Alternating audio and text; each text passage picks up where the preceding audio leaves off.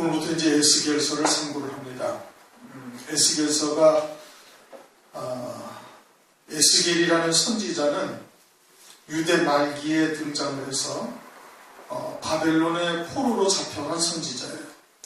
그게 이제 에스겔서 앞에를 보면은 예레미야서가 있고 그 앞에 이사야서가 있어요. 그렇죠? 이사야가 가장 먼저 활동한 선지자입니다. 그리고 예레미야 선지자는 이제 그 바벨론에 멸망당하기 직전부터 활동을 했어요. 바벨론에 멸망당하기 전부터 활동을 해서 멸망당하고 난 이후 초기에 있었는데 예레미야 선지자는 유대에 남아 있었어요. 그런데 에스겔 선지자는 포로로 잡혀온 다음에 활동을 한 거예요. 그러니까 이제 1절에도 제30년 4월 5일 내가 그발 강가에 사로잡힌 자 중에 있더니 하는 말씀부터 시작되는 거예요. 이렇게 포로로 잡혀가서 바벨론에 포로로 잡혀가 있는 그 중에서 거기서 이제 선지자로 활동을 했다 이런 겁니다. 그런데 바벨론에 포로로 가 있는 그 가운데서 선지자로 활동을 하고 그 포로들이 많이 있을 거 아니에요? 그럼 그들에게 하나님의 말씀이 증거된 거예요. 그러면 그 포로들에게 하나님이 말씀이 증거됐다는 것은 어떤 의미가 있냐면 그 포로들 가운데 하나님이 함께 하신다는 의미인 겁니다. 말씀이 있으면은 하나님이 함께 하시는 거죠. 이게 포로 가운데 하나님이 함께 하신다라는 것은 그들을 버리지 아니하시고 그들을 살린다는 뜻이에요. 그들을 버리실 것 같으면 굳이 하나님께서 거기서 에스겔 선지자를 두시고 하나님의 말씀을 에스겔을 통해서 이스라엘 백성들, 유대 백성들에게 주실 리가 없는 거예요. 그러면 선지자를 두시고 말씀을 갖다가 주신다는 것은 그렇게 포로된 가운데 그들을 돌이키고 회개시켜서 살리고자 하시는 것이 하나님의 뜻이에요. 그리고서는 에스겔을 그 가운데 두신 겁니다. 에레미야는 유대 땅에 남아 있었고 에스겔을 갖다가 그 포로 가운데 보내셔가지고 하나님의 말씀을 증거하는데 에스겔 선지자가 아주 그냥 유대인들의 죄악을 낱낱이 드러내고 그들이 아주 민낯을 다 드러내버리는 거예요. 다 드러내는 거예요. 그래서 죄를 깨닫게 하고 돌이켜 살리고자 하시는 뜻이거든요. 뭐가 죄인지를 유대인들이 모르고 있는 거예요. 지금까지도 다 자기들은 잡혀와가지고 포로로 잡혀와서 쫄딱 망하고 유대 예루살렘에 있는 성전은 다 그냥 허물어지고 그 금 같은 거 성전 기명 같은 거 다 벗겨지고 엄청난 수치를 겪고 그러고서 거기까지 왔는데도 왜 자기들이 망했는지를 멸망당했는지를 깨닫지를 못하고 있는 거예요. 그러니까 선지자를 두셔서 그들의 죄가 무엇인지 그리고 그들이 생명의 살 길이 무엇인지를 드러내시는 겁니다. 선지를 통해서 보여주시는 것이 그걸 말하는 거거든요. 그러면 그 말씀을 듣고 돌이켜야 되는데 그런데 성경에는 기록되어져 있지 않지만 유대 전승의 이 에스겔 선지자가 어떻게 죽었느냐 하면은 포로들 가운데서 하나님의 말씀을 증거하다가 그 포로들한테 맞아 죽었어요. 맞아 죽어가지고 머리가 깨져서 뇌수가 흘러나올 정도로 얻어맞고 죽었다는 겁니다. 신기한 거예요. 누구에 의해서? 유대인들한테 죽임당한 거예요. 어디에서? 포로 가운데서. 포로된 유대 백성들한테 맞아 죽은 거예요. 돌 맞아 죽은 거죠. 왜 그랬어요? 자기들의 죄를 막 아주 너무 적나라하게 들춰내고 책망을 하고 돌이켜 회개하라고 하나님께 돌아오라고 외치는 하나님의 음성을 전했는데 그렇게 된 거예요. 그렇게 그 중에 물론 이제 깨닫고 회개하고 돌이키는 다니엘과 세 친구들과 같은 사람도 있고 스룹바벨과 같은 사람도 있고 있었지만은 대다수의 유대인들이 그러진 아니했다 이겁니다. 그러면은 오늘날이 마지막 때예요. 그렇죠?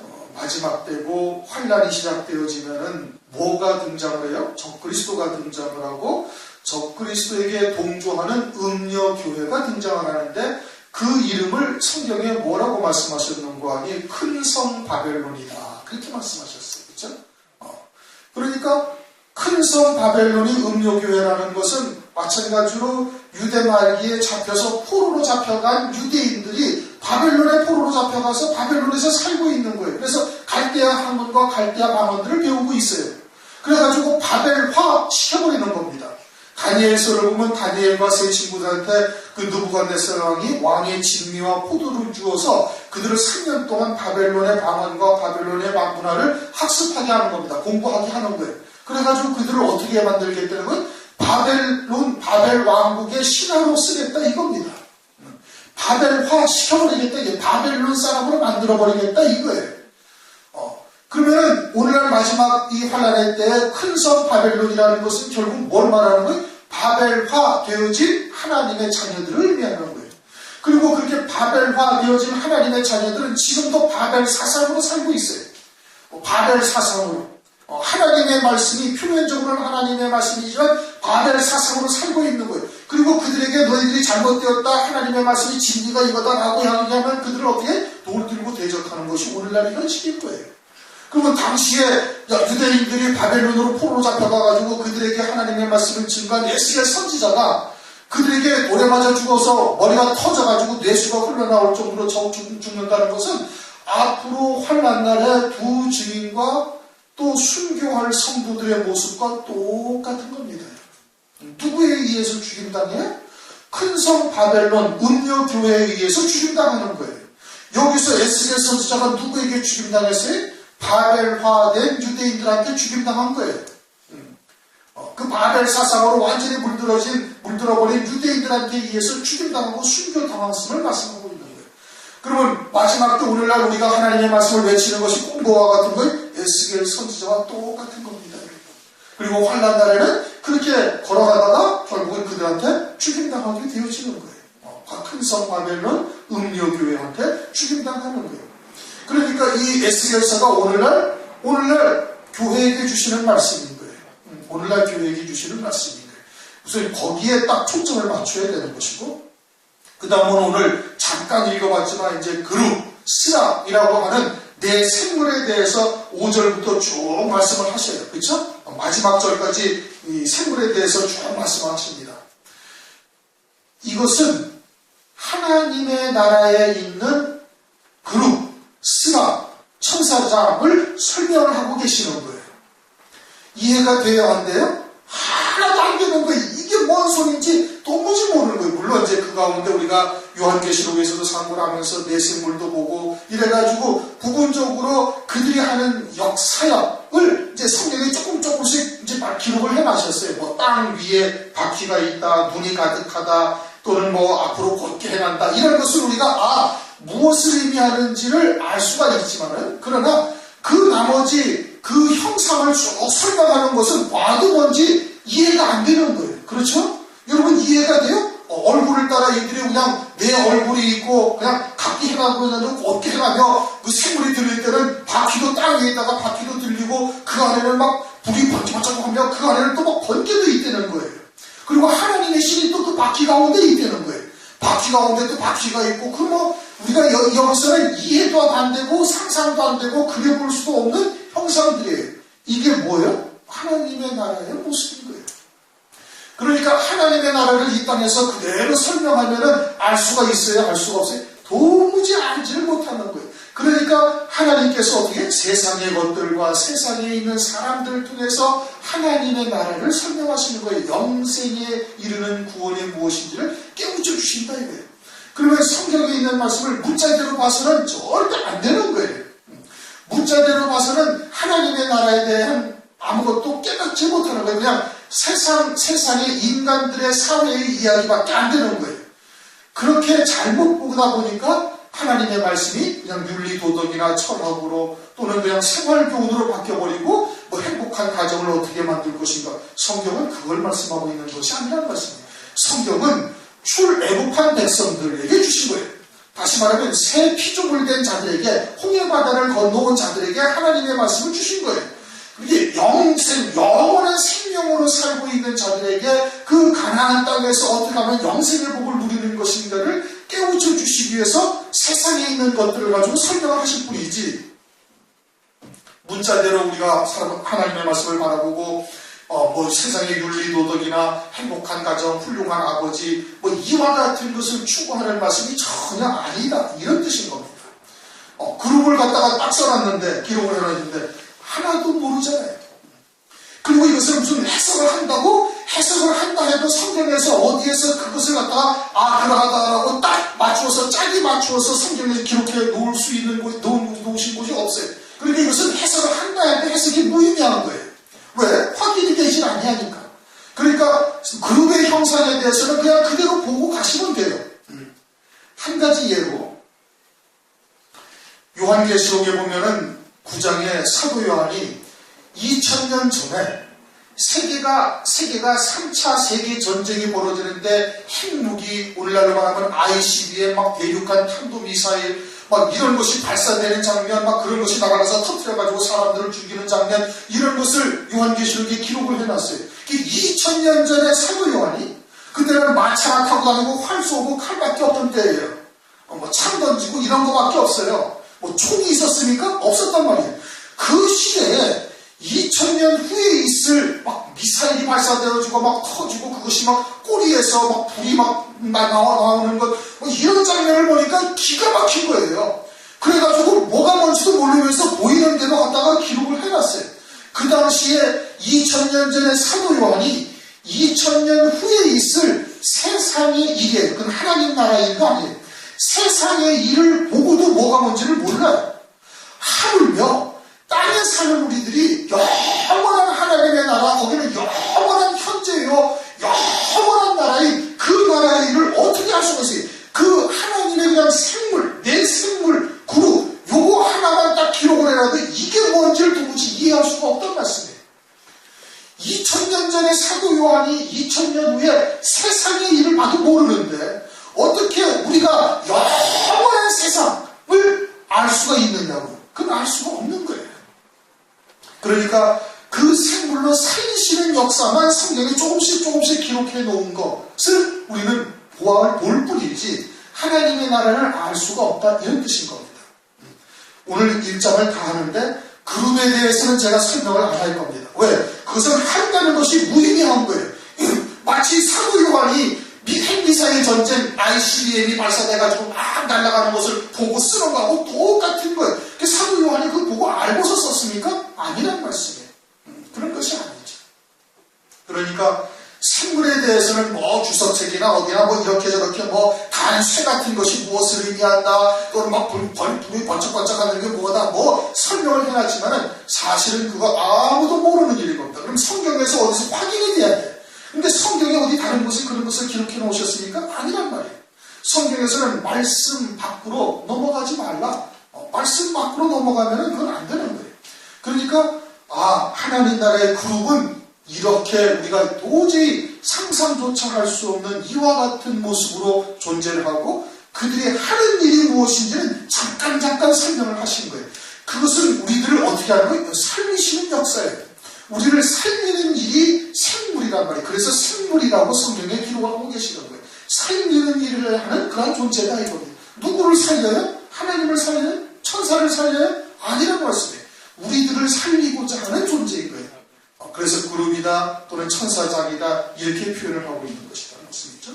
우선 에스겔을 들어가기 전에 이제 그와 같은 관점을 먼저 보셔야 되는 것이고, 1절을 보니까 30년 4월 5일 내가 그발 강가에 사로잡힌 자 중에 있다 라는 것은 이제 에스겔이 30세 되던 해다 이겁니다. 예수님도 30세 되던 해에 이제 공생애를 시작하셨죠. 요셉도 어떻게 했어요? 국무총리에 30세 되던 해에 국무총리로 애국에서 올라갔어요. 다윗이 언제 왕이 됐어요? 30세 되던 해에 왕이 됐어요. 에스겔이 30세 되던 해에 그와 같이 하나님의 말씀임에서 하나님의 일을 시작했다, 그런 뜻입니다. 내가 그발 강가에 사로잡힌 자 중에 있더니, 그발 강가가 이제 유브라데 강의 한 지류인데 거기에서 이제 사로잡힌 자 중에 있다, 그렇게 말씀을 하고 있죠. 사로잡힌 자 중에 있다, 그래서 포로로 잡혀갔다 이겁니다. 그러면 거기에서 하나님의 말씀이 임한다라는 것은 하나님이 그들을 버리지 아니하셨다는 뜻이에요. 오늘날 우리들에게도 마지막 때 이루실 하나님의 말씀을 주셨다는 것은 우리를 하나님께서 포기하지 아니하셨다는 뜻인 겁니다. 그러니까 말씀을 주시고 때로는 책망도 하고 때로는 은혜도 베풀고 막 가만 감동의 역사도 있다라는 것은 하나님께서 우리에게 계속해서 은혜를 주고 계시다라는 의미인 겁니다. 하늘이 열리면 뭐가 보여요? 하나님의 이상이 보이는 거예요. 다시 말하면은 성령이 우리에게 임하시면은 하늘의 이상이 보이는 거예요. 하나님의 나라가 보여야 되는 거예요.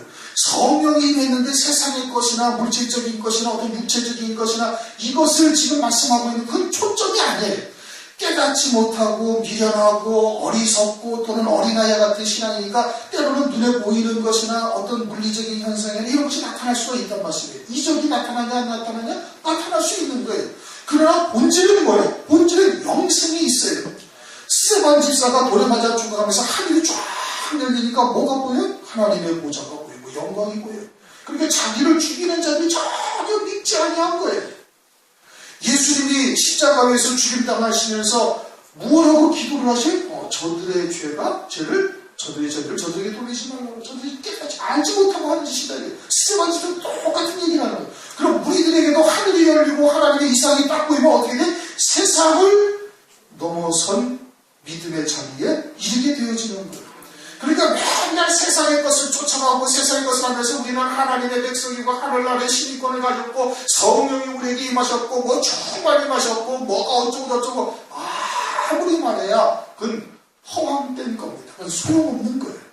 성경이 무엇을 말씀하고 있는지를 정확하게 깨닫고 있어야 내게 성령이 임하신 것인지 진리가 임한 것인지 정말 하나님의 뜻인 것인지를 깨달은 것인지 말씀을 통해서 분별이 되어야 된다 이런 뜻인 겁니다.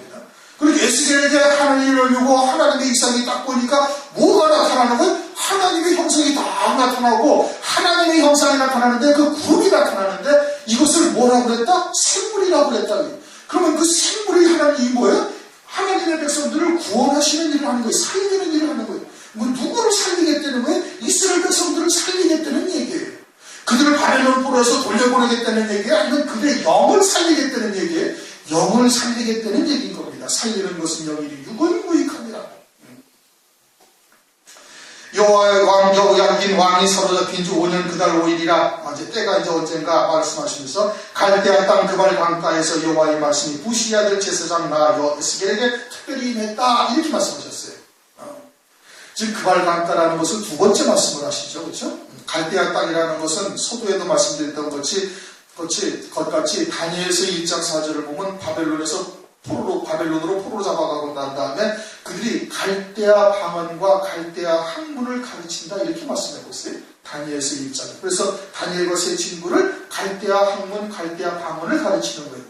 바벨론이 갈대아 사람들의 방언과 갈대아 학문을 배우고 있었다는 얘기고, 그리고 그발 강가에 있다라는 것은 큰 강인데 유브라데 강의 지구라고 하는데 어쨌든 그발 강가에 갈대아 땅 그발 강가에 있다라는 것은 에스겔 선지자가 바벨론의 학문과 바벨론의 방언을 잘 배웠고 그발 강가에 있다라는 것은 그와 같이 풍요로운 물질적인 혜택 또는 세상의 부귀영화를 누릴 수 있는 충분한 자리에 있다라는 뜻인 겁니다. 영적인 의미로 지금 에스겔 선지자가 그와 같이 촉망받는 아주 귀한 자리에 있었다는 얘기인데, 그런데 어떻게 했나? 여호와의 말씀이 부시 아들 제사장 나 에스겔에게 특별히 임하였다라는 것은 그와 같은 바벨론의 학문과 바벨론의 방언을 배워서 바벨론의 그런 물질 문명의 충분한 혜택을 누릴 수 있는 자리에 있음에도 불구하고 나는 여호와 하나님의 제사장 부시의 아들 에스겔이다. 딱 그렇게 지금 말하고 있는 거예요. 나는 그것이 훨씬 내게 더 중요한 것이다 이겁니다. 그것이 내게 훨씬 더 귀할지 뿐이지 이 갈대아 땅에서 부귀영화를 누리는 것은 그것은 아무것도 아니다라는 거예요. 자기가 하나님으로부터 부여받은 그 직분이 훨씬 더 소중하게 생각을 하고 있는 거예요. 그러니까 하늘이 열리고 하나님의 이상이 내게 보인다 이런 의미인 겁니다. 우리도 역시 마찬가지로 이 마지막 때 하나님께서 우리를 부르셨잖아요. 부르셔서 하나님의 뜻이 무엇인지를 알게 하시면은 우리가 어떠한 자리에 있어야 돼? 우리가 세상에서의 부귀영화나 세상에서의 권세를 누릴 만한 자리에 있다 할지라도 그것보다 더 중요한 게 뭐예요? 하나님의 말씀이 내게 임해서 그 말씀으로 나에게 보여주신 하나님의 이상이 무엇인지 그것이 내게는 훨씬 더 소중하다라는 중심을 가지고 있어야 된다 이겁니다. 에스겔 선지자가 지금 그러하다는 얘기예요.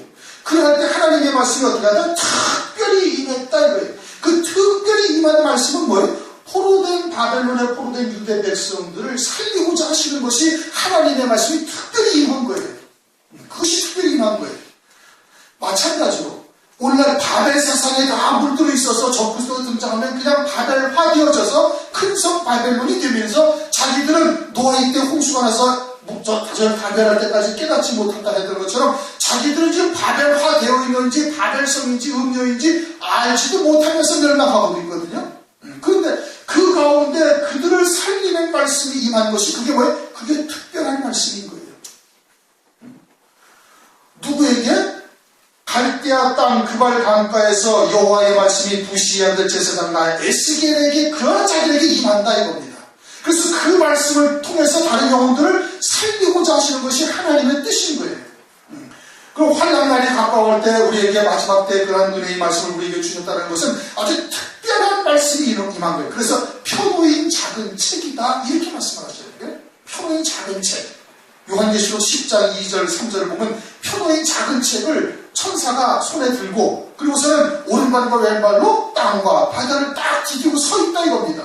그럼 땅과 바다를 다 디디고 서 있다는 것은 무엇을 의미하는 거예요? 세상의 것에서 초월된 믿음을 가지고 있다 이겁니다. 세상의 것에서 초월된 믿음을 가지고 있다라는 것은 뭘 의미하는 거예요? 갈대아 땅 그발 강가에서 여호와의 말씀이 부시아야 될 제사장 나 에스겔에게 특별히 임했다라는 것과 똑같은 의미다 이거예요. 무슨 얘기인지 이해가 되셨습니까? 그리고서는 여호와의 권능이 내 위에 있느니라. 누구 위에? 에스겔 위에. 그럼 에스겔이라는 사람 위에 있다는 얘기예요? 아니면 그 안에 있는 하나님의 말씀이 그 권능의 말씀이라는 뜻이에요. 그 후자가 그런 거예요. 말씀이 하나님이고 말씀이 권능이 있는 것이지 에스겔 자신이 무슨 권능이 여호와의 권능이 자기에게 임해서 자기의 권능처럼 사용할 수 있는 것이 아닌 거예요. 환난날에 두 증인에게 어떤 권세가 있나요? 예언의 권세가 임하는데 그 예언의 권세를 온전히 수행하게 하시기 위해서 철저한 권세를 하나님께서 주시는 거예요. 무엇 때문에 철저한 권세를 줘요? 말씀이 있으니까. 그 말씀이 있으니까 철저한 권세가 임하게 하셔서 1260일 동안 아무도 그를 건드리지도 못하고 헤아려 하는 자들이 오히려 하늘에서 불이 내려와가지고 그들을 살려버리는 엘리야의 때와 같은 똑같은 역사가 나타나게 되어지는 것인데 그 말씀을 들은 자들은 살아나는 역사가 나타나는 거예요. 하나님의 권능이 임한다 이겁니다. 에스겔에게 지금 하나님의 권능이 임했다는 것은 그 말씀으로 인함이고 그 말씀을 믿음으로 받는 자들에게는 이 내 생물에 의해서 살리심을 받는 은혜가 임해가지고 그들이 살아나는 거예요. 죽은 자가 살아나고 무덤에서 일어나게 되어지고 죽은 자들이 막 그냥 깨어나는 역사가 나타나는 이 놀라운 역사가 나타나는 거예요. 그래서 에스겔서 47장에 보면 뼈들이 나타나죠. 뼈들. 골짜기에 뼈들이 죽은 뼈들이 쫙 있는데 내 말을 네가 떼어놔라. 떼어나니까 어떻게? 뼈들이 서로 맞춰지고 힘줄이 생기고 그리고서는 또 살이 붙어라. 영이 그들에게 영이 있으니까 그들이 그냥 살이 붙고 살아나는 역사가 나타나게 되어진다 이겁니다. 이스라엘 백성들이 그렇게 되어질 것을 말씀하고 있는 것이고 장차 환난 날에 똑같은 일들이 또 한 번 있게 되어질 것을 말씀하고 있는 겁니다.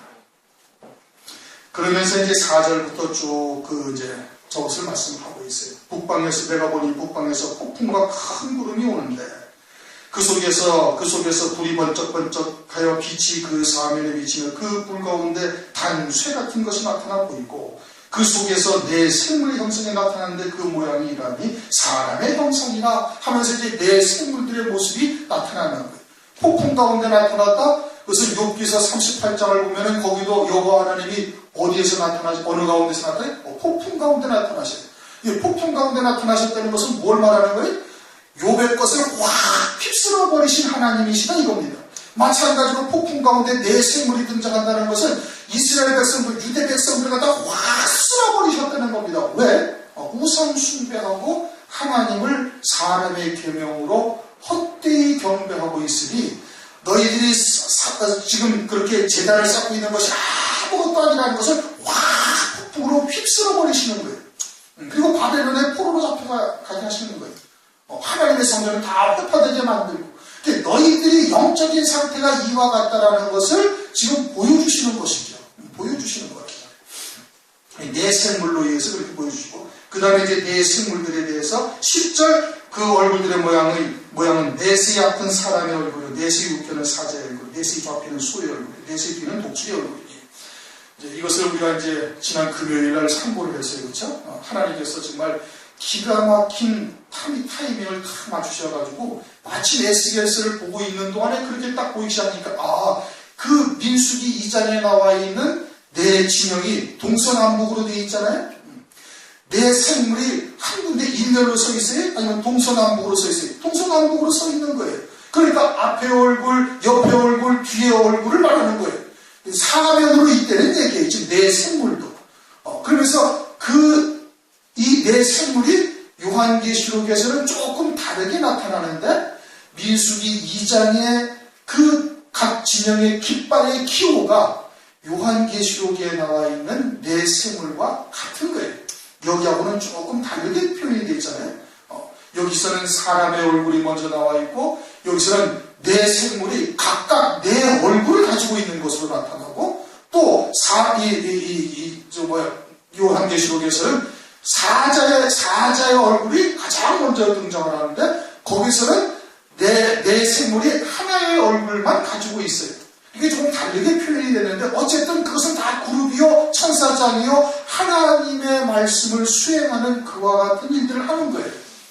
그러니까 요한계시록에서 사자의 얼굴이 먼저 나타났다는 것은 그와 같이 그들을 육적인 소욕들을 잡아먹고 영적인 생명으로 사는 존재로 살리는 역사를 하며 그렇게 살아가기에 환난 가운데 또는 광야 이스라엘 교회와 같은 곳에서 그들을 살리시는 일을 하는 역사를 의미하고 있는 것이고 에스겔서에서는 이미 그와 같은 활동이 다 끝난 거예요. 그래서 송아지가 여기서는 소로 표현되고 있고 날아가는 독수리가 여기서는 그냥 독수리라고 말씀하고 있어요. 그런데 날아가는 독수리는 감사와 찬송으로 날개치며 계속 시간이 성장되어져가는 모습을 말하고 여기서는 이미 이제 다 그와 같은 영광의 자리에 앉게 되어진 그와 같은 영광의 모습들을 말하고 있는 것이죠. 그래서 사람의 얼굴을 먼저 말씀하셨다. 이렇게 설명을 드렸어요.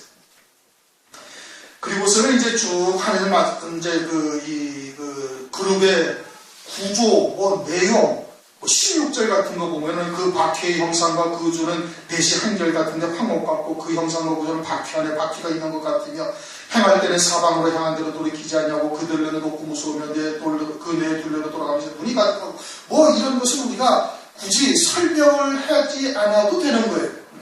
왜? 생물이라는 그 존재가 무엇을 위한 것인지 우리가 알고 있으니까 굳이 그 생물의 모습이 바퀴 속에 바퀴가 있고 황이가 있고 그 안에 불이 있는데 거기서 번개가 번쩍번쩍하고 이거는 우리가 해석을 한다 해도 그것은 잘못 해석하는 것일 뿐 아니라 왜? 성경의 다른 곳에서 그것을 증명하고 있는 것이 현재로는 없습니까? 그러니까 하나님 나라의 천사의 그룹을 말씀하는 거니까 그거는 그냥 넘어가는 게 나는 좋겠다 생각이 되어지는 것이고 이제 그 가운데서 우리가 살펴볼 수 있는 것은 9절을 보면은 날개는 다 서로 연하였으며 행할 때는 돌이키지 않냐고 일찍 앞으로 곧게 행한다 이겁니다. 얼굴이 내 구조로 다 있어요. 그래가지고 하나님께서 이쪽으로 가시고자 하면 얼굴을 이렇게 돌리지도 않고 이쪽으로 쫙 간다 이거. 얼굴이 내 곳에 다 있으니까 일찍 곧게 앞으로 행한다 그 뜻이거든요. 그것은 하나님이 하시고자 하는 모든 일들은 돌아가거나 휘어지거나 방해받거나 이러지를 아니한다는 의미를 갖고 있는 거예요. 왜? 하나님은 천지의 주제가 되시니까. 사탄이 아무리 방해한다 할지라도 또는 이 세상의 사람들이 아무리 하나님의 뜻을 거슬러 행한다 할지라도 하나님의 뜻은 그대로 이루어진다 이런 것입니다. 그것을 지금 나타내고 있는 거예요. 걸리적거리지도 않아요. 사람들이 생각하기에는 사탄한테 방해를 받아서 일이 지연이 되는 것 같고 또는 잘못되어지는 것 같고 할지라도 하나님이 보시기에는 그러지가 아니하는 거예요. 하나님은 요셉이 애굽에 종으로 팔려가가지고 팔려가가지고 보디발의 집에서 종이 딱 끼워져가지고 있는데 하나님이 보시기에는 그것이 뭐다? 형통하다 이거예요. 우리가 보기에는 아니 하나님이 함께 하시려면 그 자리에서 딱 빼가지고 다시 돌아오게 해가지고 그 원수 같은 형들을 갖다가 딱 징벌하시고 그 자리를 딱 세우시냐 그렇다라고 생각되잖아요. 그런데 하나님이 보시기에는 그게 뭐예요? 이게 형통하다니. 그러고서는 또 보디발의 아내하고 그와 같은 관계에서 그것을 뿌리치고 나왔는데 감옥에 갔어요. 억울하게 갔단 말이에요. 그런데 하나님이 보시기에는 그것이 뭐다? 형통하다 이거예요. 아주 곱게 그냥 가는 것이다. 이렇게 말씀하신다 이거예요. 그럼 우리의 시각과 하나님의 시각이 전혀 다른 거예요. 또 한 가지는 교회는 그리스도가 머리가 되시고 우리가 다 지체예요. 그렇죠? 다 지체예요. 그럼 머리가 되신 그리스도께서 말씀하시면 우리도 어떻게 곧장 그 길로 곧장 앞으로 쫙 가야 되는 거예요. 그게 교회예요.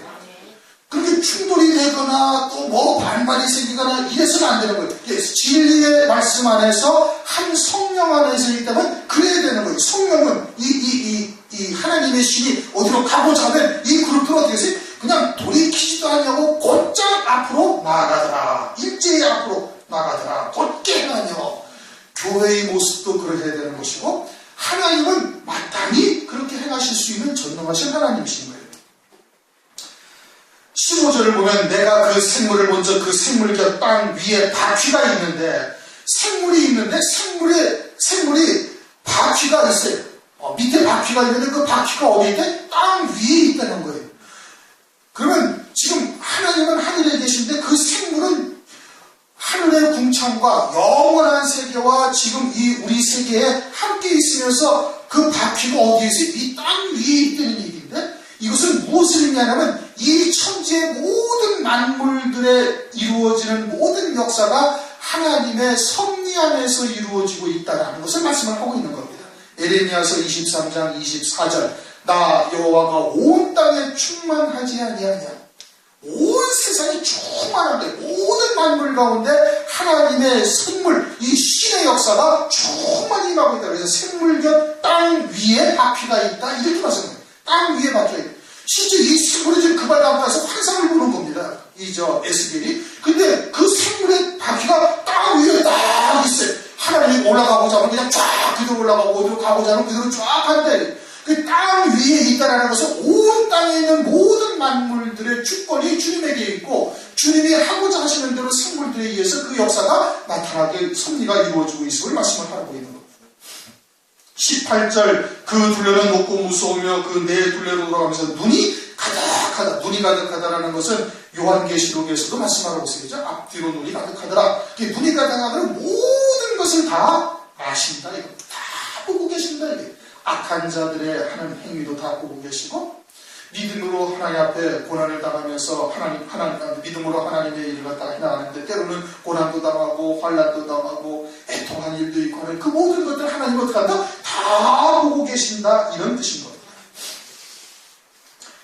그 다음에 이제 쭉 말씀하시는 건데 이거는 뭐 그렇게 자세하게 우리가 알아야 할 이유는 사실은 별로 없는 것이고 생물의 존재라는 것을 하나님께서 보여주시는 것이고 생물이 하는 일이 무엇이냐 이것을 우리에게 지금 말씀하고 있는 거예요.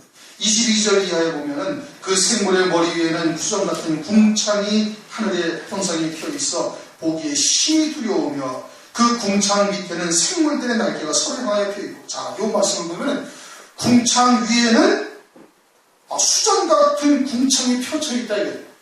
저기 이제 생물들 머리 위에처럼 생물들 머리 위에는 수정 같은 궁창이 펴 있는데 그 궁창에는 뭐가 있는가 하니 26절을 보면 그 머리 위에 있는 궁창 위에 보호자의 형상이 있는데 하면서 사람의 형상 같은 모습이 보이는데 그는 누구예요? 하나님의 모습인데 하나님의 모습을 보지도 못하는 거예요. 지금 뒤에 가서 설명하지만 어쨌든 생물의 머리 위에는 궁창이 있고 생물의 밑에는 바퀴가 땅 위에 있어요. 그렇죠? 땅 위에 있어요. 그러니까 생물이 궁창 아래 모든 것들을 관할하고 있다는 얘기예요. 그 위에는 누가 계시고 하나님이 계시고 그러니까 하나님이 절대적인 존재시요 절대 주권자시요 천지의 주제가 되시면서 그 생물을 통해서 모든 만물들을 다 다스리시고 섭리하시고 운행하시고 일하고 계시다라는 의미인 겁니다. 그러면서 24절 생물들이 행할 때는 내가 그 날개 소리를 들으며 많은 물소리가 나왔다. 많은 물소리라는 것은 요한계시록도 상고해 있죠. 나야가라 폭포나 이과수 폭포 같은 데 앞에서 보면 그 폭포 소리가 너무너무 웅장한데 아무 소리도 들리지 않는 거예요. 그게 하나님의 능력이다. 시편 94편에 보면 많은 물소리와 바다의 파도 소리가 왔다. 뭐가? 하나님의 능력이. 하나님의 전능하신 능력이 모든 만물들을 갖다가 아무것도 없는 것처럼 이루어 가시는 거예요. 이사야 40장 17절 하나님께서는 이 열방을 아무것도 아닌 것 같이 텅 빈 것 같이 여기신다. 그게 당신께서 하고자 하시는 일을 그냥 그대로 하시는 거예요. 그게 전능하신 하나님이시죠. 그리고 전능자의 음성과 같으며 뭐가? 생물들의 날개 치는 소리가 들어가요. 그 날개 치는 소리는 왜 그래요? 하나님이 가고자 하시는데 가기 위해서 날개 치는 거예요. 하나님이 무언가를 하고자 하시면 그 일을 이루기 위해서 날개 치는 거예요. 그러니까 하나님이 하고자 하시는 모든 일들은 이와 같이 아주 전능자의 능력으로 이루실 뿐 아니라 전능자의 음성과 똑같다. 그러니까 온 땅에 그 하나님의 말씀이 다 전파되어진다는 뜻이죠. 시편 19편을 보면은 시편 19편에 뭐라고 말씀하시고 있는 거니? 19편 1절 하늘이 하나님의 영광을 선포하고 궁창이 그 손으로 하신 일을 나타내는도다. 날은 날에게 말하고 밤은 밤에게 지식을 전하되 언어가 없고 들리는 소리도 없으나 그 소리가 온 땅에 통하고 그 말씀이 세계의 끝까지 이르도다. 그렇게 말씀하고 있어요. 결국은 하나님의 말씀이 온 세상 끝까지 다 이르게 되어질 것이다 이겁니다. 그렇게 하나님의 말씀을 믿는 믿음으로 사는 자들을 통해서 그와 같이 하나님의 일을 행하시는 거예요. 그게 전능자의 음성과도 같은데 전능자의 음성이라는 것은 온 땅에 그와 같이 하나님의 말씀이 퍼지게 되어질 것을, 전파되어질 것을 말씀을 하시는 것이고, 떠드는 소리 곧 군대의 소리와도 같더니 뭐가? 날개치는 소리가 떠드는 소리, 군대의 소리와도 같다 이거예요. 군대는 싸움을 하기 위해서 존재하는 것이고, 싸움에 지면은 소리를 질러요 안 질러요? 아무 소리도 못하는 그냥 쥐 죽은 듯이 그냥 폐잔병은 그냥 쭉 쳐져가지고 아무 소리도 못하고 그냥 쳐져 있는 것이고, 떠드는 소리, 군대의 소리 같다는 건 뭐 했다는 거예요? 이겼다는 얘기, 승리했다는 얘기. 어디 가든지 승리하고 어디 가든지 이기게 되어진다 이겁니다. 그래서 요한복음 16장 33절에 주님께서 뭐라고 말씀하시죠?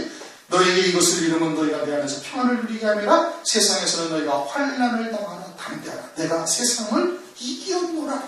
그리스도 안에 있으면 이기는 거예요. 말씀과 하나가 되어져 있으면 이기는 거예요. 그것이 우리가 느껴지는 감각이나 우리에게 다가오는 환경과는 무관한 거예요. 영적으로 다 승리한다 이겁니다. 누가? 하나님의 말씀 안에서 안식하는 자들. 그와 같이 쭉 하면서 보좌의 형상이 있고 궁창 위에서 음성이 나타나 날개를 들이다. 그 머리 위에 있는 궁창 위에 보좌의 이제 26절부터 보시면은 그 머리에 있는 궁창 위에 보좌의 형상이 있는데, 그럼 머리 위에 있는 궁창 위에 보좌의 형상은 누구의 보좌예요? 하나님의 보좌죠. 그 모양이 남보석 같고 보좌 위에 형상 위에 한 형상이 있어 사람의 모양과 같더라. 그 보좌 위에 사람의 모양과 같은 어렴풋한 것만 슬쩍 본 거예요. 내가 본즉 허리 이상의 모양은 달새 같아서 그 속과 주위가 불같고 그 허리 이하의 모양도 불같아서 사면으로 광채가 나며 그 사면의 광채 모양은 비 오는 날 구름 위에 있는 무지개가 있는 여호와의 영광의 형상의 모양이라. 여호와의 영광의 형상의 모양이라고 이렇게 말씀하셨잖아요. 여호와의 영광이라고 말씀하신 것도 아니고 여호와의 영광의 형상에 아주 비슷한 모양 같더라. 그렇게 제대로 보지를 못한 거예요. 그렇게 감히 하나님의 형상을 보지를 못한 거예요. 그리고 영광의 형상의 모양과 같더라 하고 본 것이 뭐예요? 무지개를 본 거예요. 무지개는 창세기 9장에 하나님의 언약의 상징이에요. 그럼 다시 말하면은 아브라함에게 약속하셨던 언약을 그대로 반드시 이루실 것이라는 것을 지금 에스겔 선지자를 통해서 유대 백성에게 선포하고 계시는 겁니다. 마찬가지로 성경에 이루었던 모든 말씀들은 반드시 그 말씀하신 대로 이루시리라는 소금 언약이라는 것을 우리들에게도 역시 말씀하고 계신다. 이런 뜻인 겁니다. 이 1장을 다 읽으니까 좀 시간이 많이 걸리는데, 내 생물의 자세한 모습은 별로 그렇게 우리가 크게 주의해서 보고 막 깊이 상고해야 할 이유는 사실 없어요. 그건 하나님의 나라예요. 거기 가서 우리가 달리 딱 보일 수도 있는 것이니까 그것은 감히 어떻게 본다는 것은 무의미한 것이고, 문제는 생물이 뭐예요? 우리를 살리시는 일을 하시는 거예요.